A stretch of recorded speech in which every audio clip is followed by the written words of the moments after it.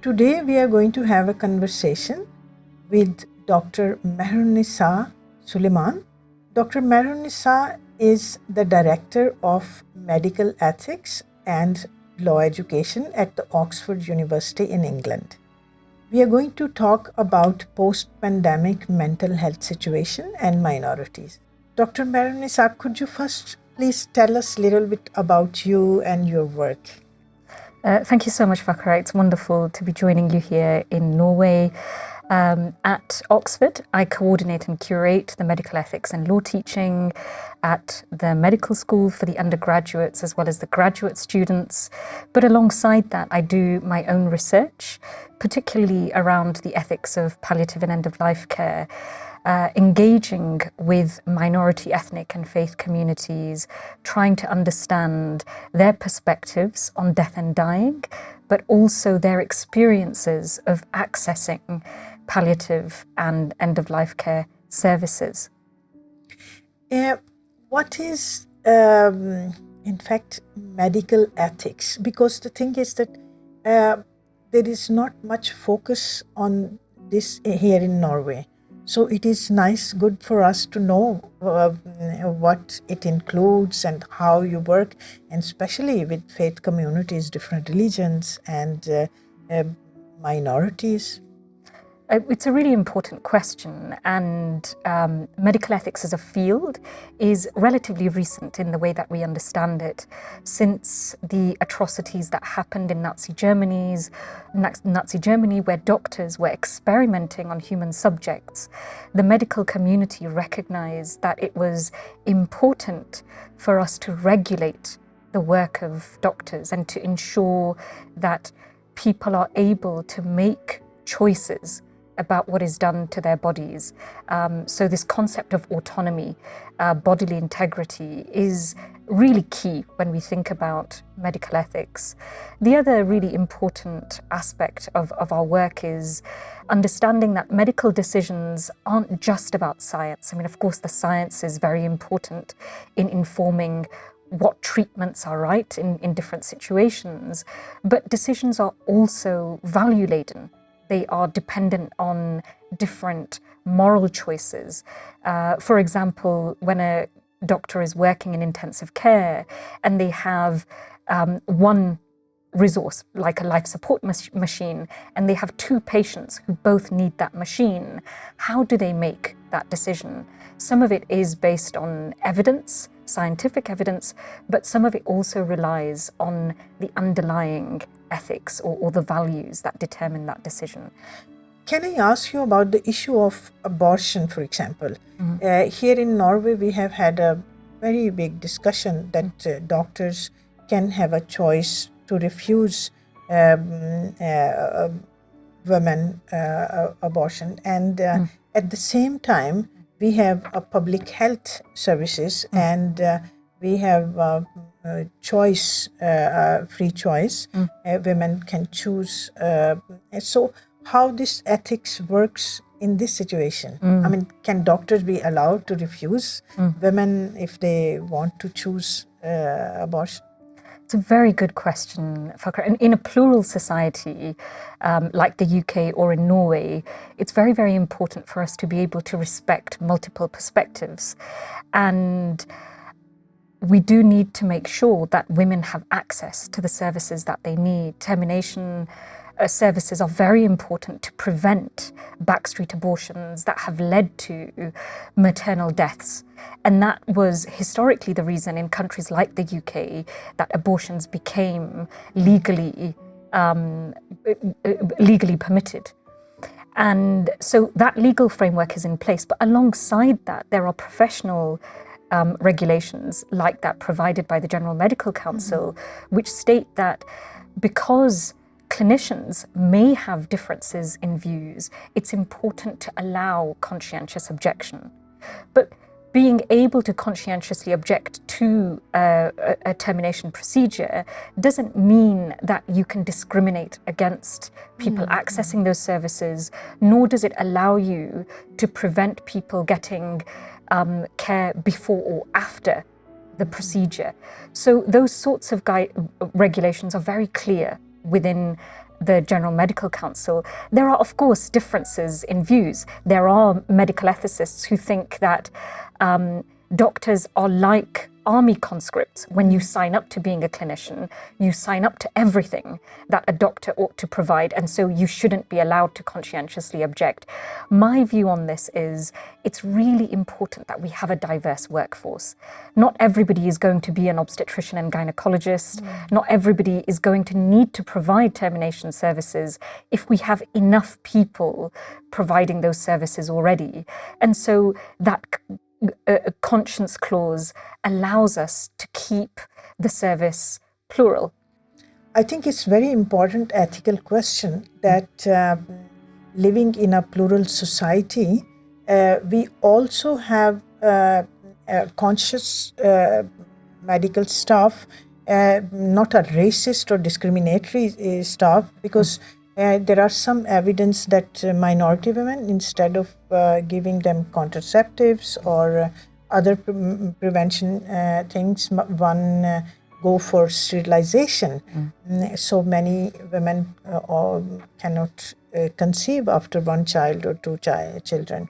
So what you think about these kind of issues? It's a really important point, Fakhra. With all of these issues, it's critically important that we put the patient, we put the person, the woman at the center, and that the patient be allowed to choose. But sometimes, language issues are very important, and maybe women don't understand what the doctor is saying, and they do procedures which have consequences. Especially after giving birth. So can these be challenged within the medical system? Because these are very unethical procedures. Certainly. In the UK, it's not something I've come across in the setting of reproductive health. But if there are instances where a medical team or a medical professional has undertaken a procedure without somebody's consent, and there aren't reasons such as an emergency that would allow for something like that, then that's something that somebody can legally challenge and successfully challenge, and that's very, very important. One of the issues that I've been looking at more closely is around palliative and end-of-life care, and how faith and cultural perspectives are really, really important in informing people's choices and their decision-making around how they want to die, where they want to die, and with whom around them. One of the things that my research has been showing is often we think decisions that relate to healthcare, including death and dying, are decisions that happen in the healthcare space, decisions that involve doctors or other healthcare professionals. But what we don't recognize is that for a lot of people, these decisions happen in their homes, in their communities, with their neighbors, within trusted spaces with trusted people. And we need to recognize that these decisions happen elsewhere, and we need to become more creative, more agile in moving these conversations out of the healthcare spaces and into these trusted spaces with these trusted people. There are lots of terms that get bandied about, such as hard to reach communities. And I find that terminology unproductive. It doesn't help to think that communities are hard to reach. Right. It's our services that are hard to reach. Because it's the same kind of rhetoric here as well. And so we need to think with considerable creativity, agility, but also this commitment to producing solutions with communities, and that will help to build trust but also maintain trust in services and between services and communities. And that's something that has been crucial when we think about the pandemic and what has happened. People and communities who were disenfranchised before, who had poorer access before the pandemic, have suffered gravely during the pandemic, and that is continuing to have consequences as we move into this recovery phase.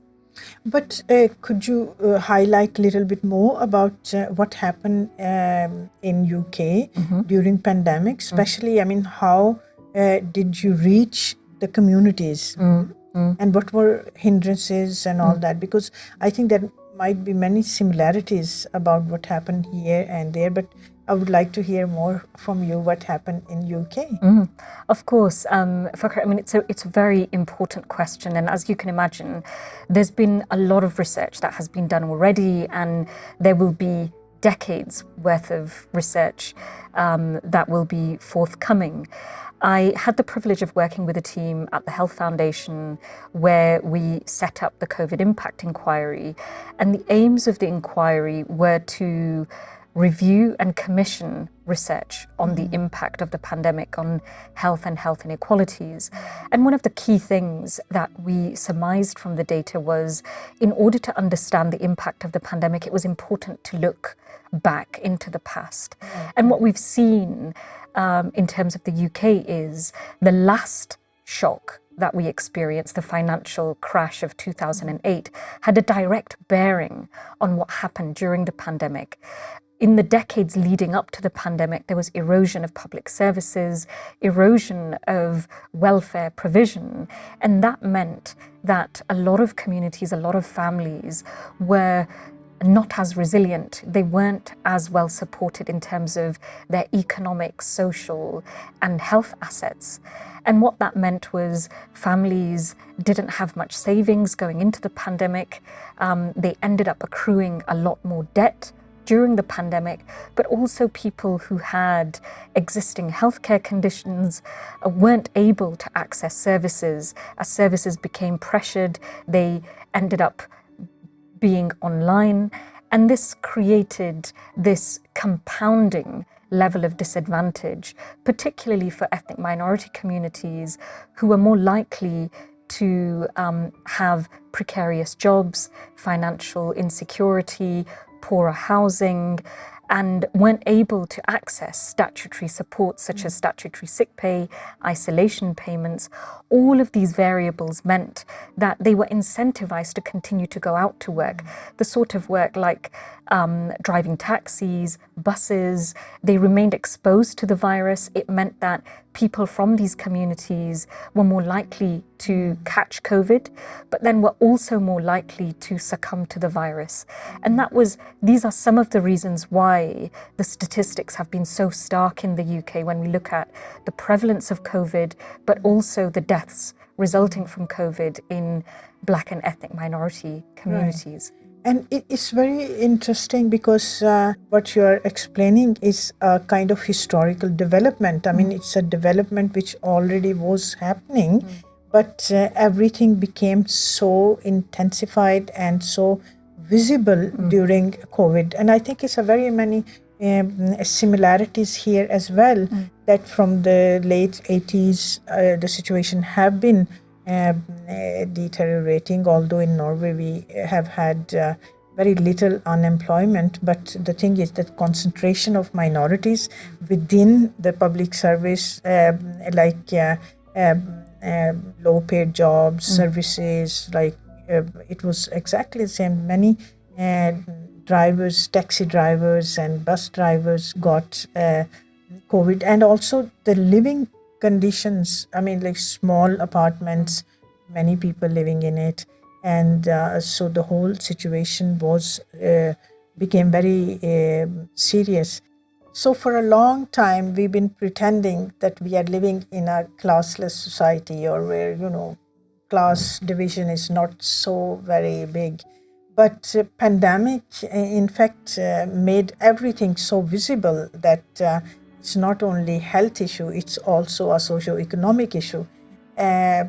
So how are we dealing with what happened during pandemic in so-called post-pandemic? Because we are still not over pandemic. So how are we dealing with the situation now? It's really important, firstly, to recognize that our approach to the pandemic has been very limited. It's been viewed purely through a medical, biological lens, and that in and of itself is a big problem. Yes, COVID is a virus, and that requires the pathological detail, the development of vaccines, that requires this sort of biomedical focus. But this virus and its spread and its consequences happen within a socioeconomic context. Right. And so thinking about the social determinants of health is very, very crucial. And as a society, but also from the perspective of decision makers, being blindsided to that has had all of the very, very stark consequences that we are seeing. Lockdowns were important, but they were blind to the realities of people who still had to go out to work, who weren't provided with that social security net of unemployment benefits, isolation payments, and those people remained at risk. In the UK, we had stark differences in the people who were able to work from home and were able to keep their jobs, and people who lost their jobs or who continued to go out to work. The other cultural perspectives are also very, very important to mention, Fakhra, which is the realities of women. That have become very, very clear. For us. We know that women, regardless of whether they were earning more or less than their partners, had to do a lot of the caring work. It had consequences in terms of the amount of hours that they were able to dedicate to their work.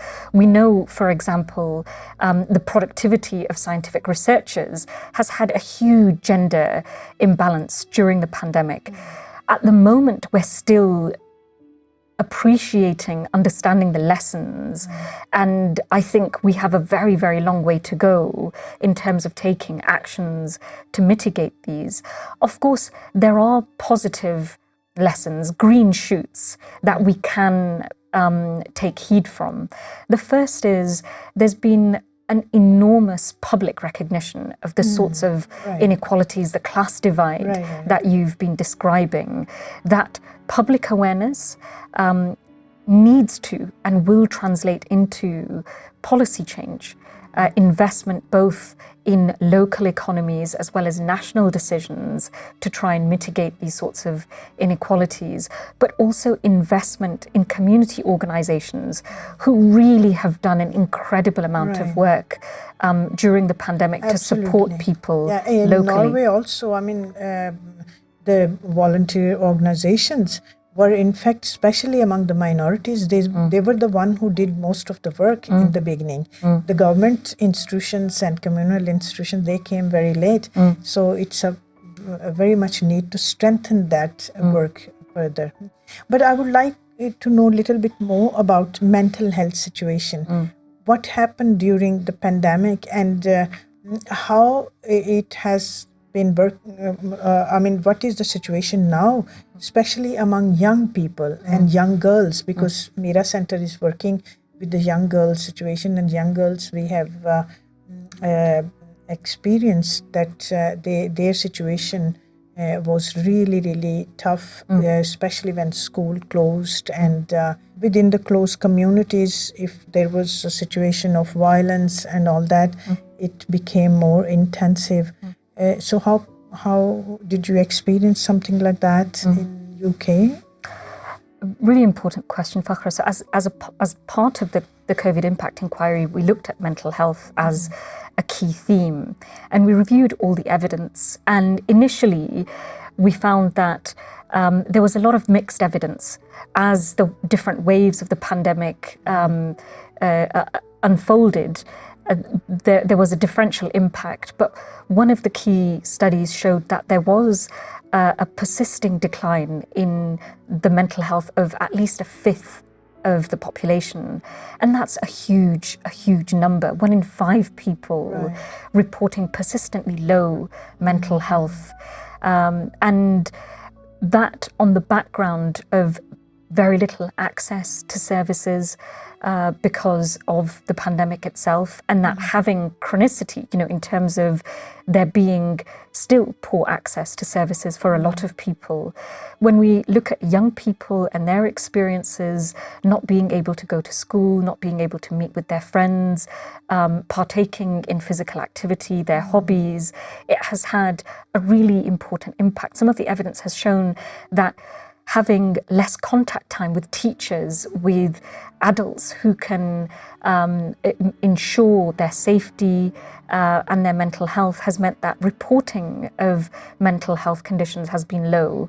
Though helpline services have reported that there has been an uptick during this period and beyond. Right. And so as we enter into a period where schools are now open, universities are now open, it's really important that we think very, very carefully about understanding the needs of our young people and making sure that services are available. I'm very open with my students about the sessions, the activities that we run. Medical ethics has very, very sensitive subjects, including death and dying, reproduction, mental health, psychiatry.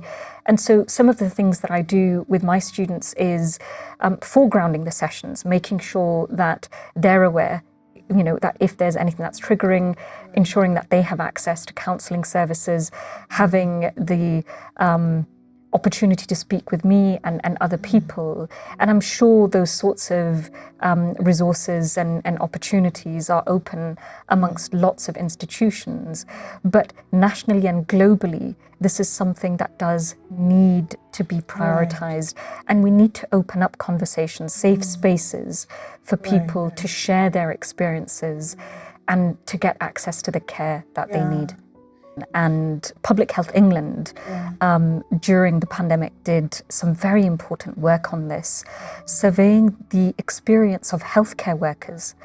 And they found that staff, be they doctors, nurses, hospital porters, allied health professionals, sadly reported across the board very poor experience in terms of racism.